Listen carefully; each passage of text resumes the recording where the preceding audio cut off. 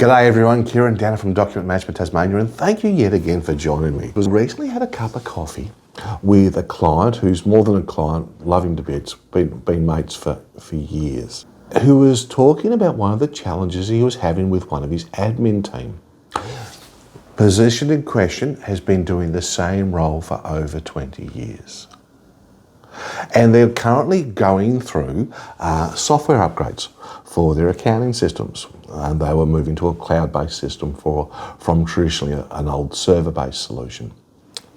And we were talking about was his team member had an absolute dummy spit nigh on meltdown because of the levels of change. And even when he talked about removing some of the static function, which was in the role historically, and a lot of it got swallowed up in the change of this new process, the staff member threatened, if you do this, I'm leaving. What this did was it put him in a position where he didn't know actually how to react. Been with me for over 20 years, love it a bits. What do I do? Now, there's two things, and I said, well, I made the comment, mate, well, to be honest with you, there's two things you've got to address. The first thing you've got to address is why you're making the changes. The reason you're making the changes is going to increase your productivity, your profitability, it's going to create opportunity. And that's the only reason we do it, isn't it? It's going to create efficiency opportunity. And the team member has to understand that you're going to make their life easier. And change within the role is really, really important. In relation to not understanding that, well, once you understand that, if they still feel the same, that they're going to tender their resignation or hold the company to ransom, you've then got to go, well, have I created succession? Who else knows the role? What else can I do? Because he didn't. There was no one else that knew the role. There was no one else because they've been doing it for 20 years and therefore he relied on them exclusively, and in that exclusive process didn't create what ifs. And even right down to the extent that what if someone went on long service? What if someone was sick? What if someone got hit by a car? You do that to protect the individual as much as the business.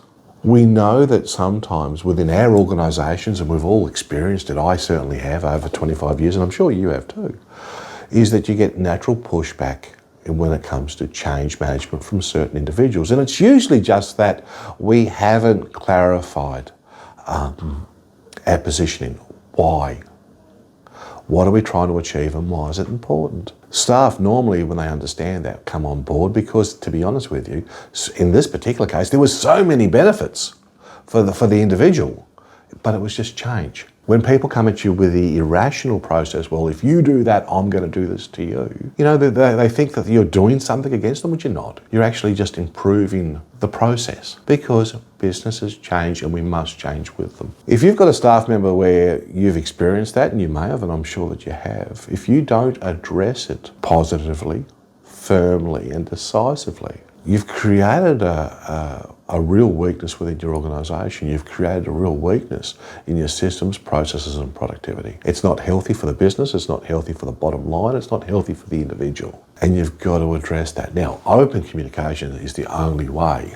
The reason we have staff appraisals or position reviews is so that, one, that the communication lines are consistently open about the changing roles and functions that exist even in a static function. Two, so that the team member feels that they're part of a changing beast, which is your organisation, because your company, your business is changing consistently, whether they realise it or not, or whether their role is impacted by not. If you fail to have these conversations, change management's going to be a real issue and you're going to get pushback because people are going to feel threatened by it. And there's nothing to be scared by it. There is something to be scared if you don't.